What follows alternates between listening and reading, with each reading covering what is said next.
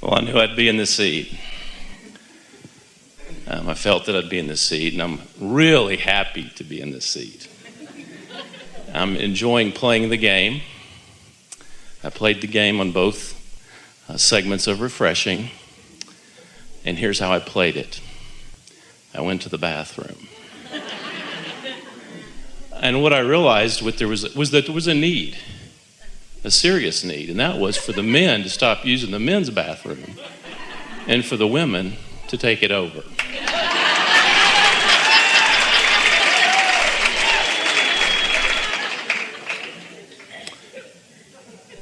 That, for me, is a manifestation of the game that I play every day. I also realize that the questions that I'm going to ask have been in me since I was a kid. And the question that I'm going to ask, I believe that this universal consciousness wants to be asked. And though I've listened to you for a few years, I've never been here before. But I was at home the moment I walked in. And as a result, standing out there drinking water with this badge on, just like everybody else, people were coming to me saying, where is this and where is that? And I was happy to point them in the wrong direction if I could, because I believe in contrast.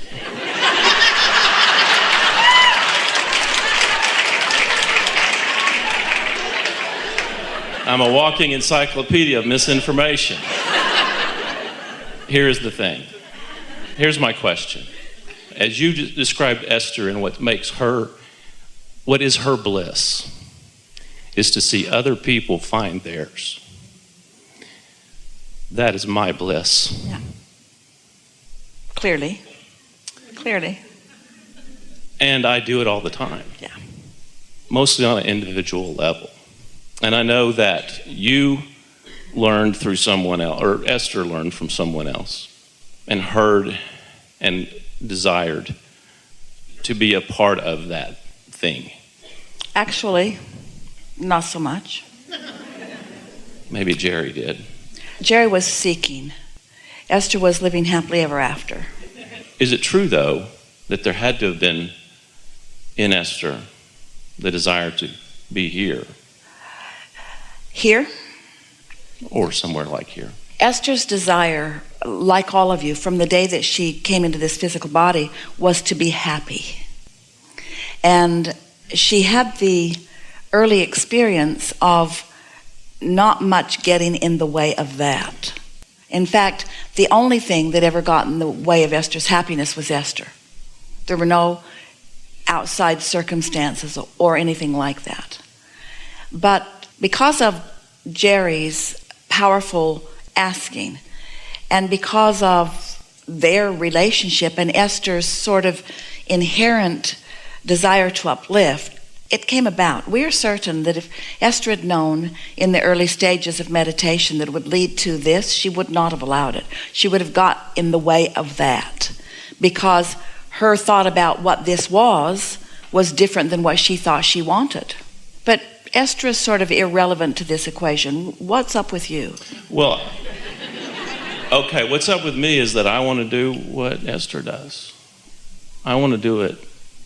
And I have always believed that I would and could, but I have had things that I have created to be in my way to get to that point. And I believe that today, that being today, now, that I am in a place where I am receiving, I've allowed up to the point of receiving. And that which I have received, I have thought of as that which would block me the most. And that was some of my theological ideas and my flesh, or there's the theological word for you, my human apparatus has operated at times in certain ways that created for me a huge social and mental block to me being acceptable to me to be in the position to do this in a larger scale. The bigger the problem that your life has created, the bigger the solution has simultaneously been accomplished. And so that's worth thinking about. We just want to explain something to you just now, really for the first time ever. Esther always centers herself. In the beginning, she was sort of hanging on for dear life over here because the blending of Abraham energy and Esther energy was a little unsettling to her, and she would feel a sort of swooning in it. And so she wanted something that was stable, that she could lean against or prop herself up against. And she knew that what this experience standing here, getting ready for Abraham to speak to you, what it was mostly about was her letting go of anything. She just wanted to get herself out of the way. She didn't want any of her beliefs or concerns or even knowledge about anyone in the room to be in any way a hindrance to anything that Abraham had to offer. And so her words to us as she settled into this were always, Abraham, I want to speak clearly your words, meaning I don't want any of my words to get in the way here. And of course, they are all Esther's words that she's interpreting from the blocks of thought that we are offering. But we're getting to something really important for you here today, just now. Right before you, as Esther was standing here, she was ready. She knew she was ready. And we said to her, you're in the receiving mode. And it's the first time that we've said, you are in the receiving mode, because this receiving mode conversation is relatively new to the discussion. But we said it to her because we wanted to have this conversation with all of you. We want to acknowledge to you that there isn't anything that is happening here that is not available to each one of you if it is something that you desire, because every one of you is an extension of source energy. Now, all that has happened here, and we don't mean to diminish Esther's experience here, because Esther and Jerry have been focused upon this for a long time, and focus matters. Focus matters in the sense of momentum and all of that sort of thing. But we want you to understand that Esther is not exceptional in this way, because simply what Esther has accomplished is an environment where she can easily release her conscious thought and allow her vibration to sync with that of her source. And that's what the receptive mode is. Esther syncing with her source also syncs her with her vortex, which means anything and everything that's in her vortex that matters to her is flowing productively in those moments. In an environment like this, it is all about you, because she understands what we've been saying for a long time. The step 1 is ask, and step 2 is source answers, and step 3 is you got to be in the receptive mode in order to allow it. And so she understands this manifestational process. And what she demonstrates here, far beyond the clever words that she finds in response to what we mean, far beyond her ability to sync with us so that she gets the subtle meaning and can deliver it to you in ways that you can get it on all levels of your being, far beyond the words or the expressions or the experiences that come, what Esther mostly is a demonstration of the receiving mode, which you all want. And what you do with it after you get it is completely up to you. There is no assignment that you need to stand on a stage and talk to people about things that they are wanting to know. There are no assignments. All of that you've picked up along your physical trail. And so if you get it, that what Esther is about is a demonstration of deliberate alignment with infinite intelligence, and that's something that you want, then the process for you is as simple as the process was for Esther. She meditated.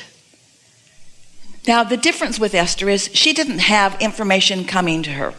Her instructions were simply this: in response to the question, how can we more effectively achieve our goals? Sit in a quiet room, wear comfortable clothing, focus on your breathing. When your mind wanders, and it will, focus back on your breathing. That was the instruction that Esther had. And so she focused on her breathing, and within the first 15 minutes felt herself being breathed by something more. Now, why was that? Why did that come so easily? Well, a number of reasons. First, she was in absolute absence of resistance. She had no resistance within her when she sat to meditate, and as she meditated, she didn't accomplish any resistance. So she was in a state of non-resistance. And so her vibration was able to sync with ours immediately. But we still, as all inner beings do, had to work around resistance that Esther has. She wasn't asking to be a vessel through which non-physical energy would flow. She wanted to know who the name of her spiritual guide was. That was the simplicity of her question. But we knew, because of what was in her vortex and what was in Jerry's vortex, we knew that she wanted things that she didn't even know she wants. You all do, because you've been putting your things into your vortex so incrementally you don't even really know how they all add up together. You want to live happily ever after, and you want to be an uplifter. But Esther was not asking for this. She wasn't asking for this consciously. She was asking for this vibrationally. Like you, she likes to have fun. She likes to be an uplifter. So what's the point of this conversation? The point of this conversation, the predominant thing that we're wanting to convey to you, is that you can be or do or have anything that you desire, and that your inner being has already accomplished a very powerful precursor to all of that. And so there is enormous momentum already underway for everything that you want, even in your ignorance of its existence. And when you quiet your mind, which contains those ignorant, and we don't mean to be disrespectful in that, we just mean when you quiet the part of your mind that doesn't believe in yourself, when you quiet the part of your mind that disrespects yourself and others, when you quiet the part of your mind that believes in badness rather than goodness, when you quiet the part of your mind that is in the way of all good things, and in the quieting of that part of your mind, you allow yourself to access who you really are. And you do that often enough that who you really are becomes easily accessible. Then anytime you want, you can do as Esther does, which is put herself in a position where she's comfortable, deliberately quiet your mind, and infinite intelligence is yours.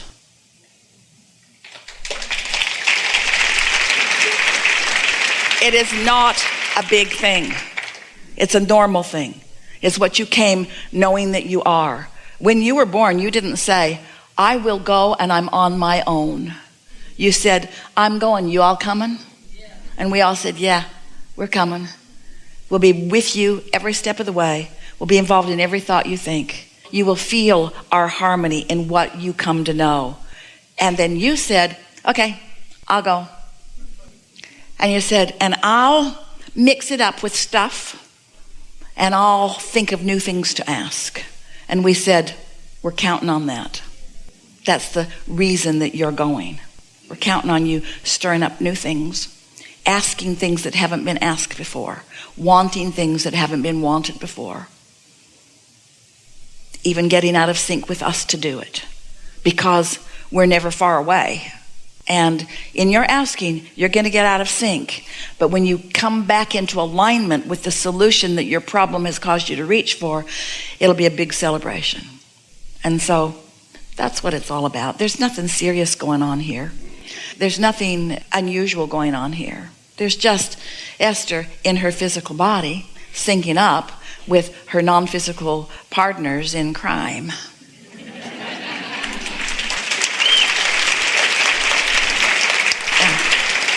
Yeah.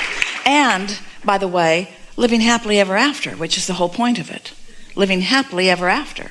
Here, there, doesn't matter where. Once you have control of your vibration, you live happily ever after. And there's no reason not to pretty quickly get control of your vibration if you are willing to accept this one simple premise. When you feel good, you're in alignment, and when you don't, you're not. And if you're not in alignment, then get into alignment somehow, even if you have to quiet your mind. So? I'm good, except can I play just a little bit more?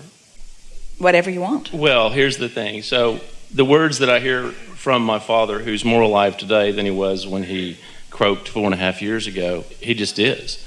But I always hear him saying, and I've heard him since I was a child, when he says it with these vibrational chords, he would say, stop broadcasting when you ought to be tuning in. And I often am broadcasting in my mind when I need to be tuning in and quieting myself. And so be aware, because here's what he's saying to you now. You are remembering his human words, and so you're misunderstanding what's coming to you now, because he's not saying stop broadcasting until you're tuning in. He's saying now you're tuned in, start broadcasting.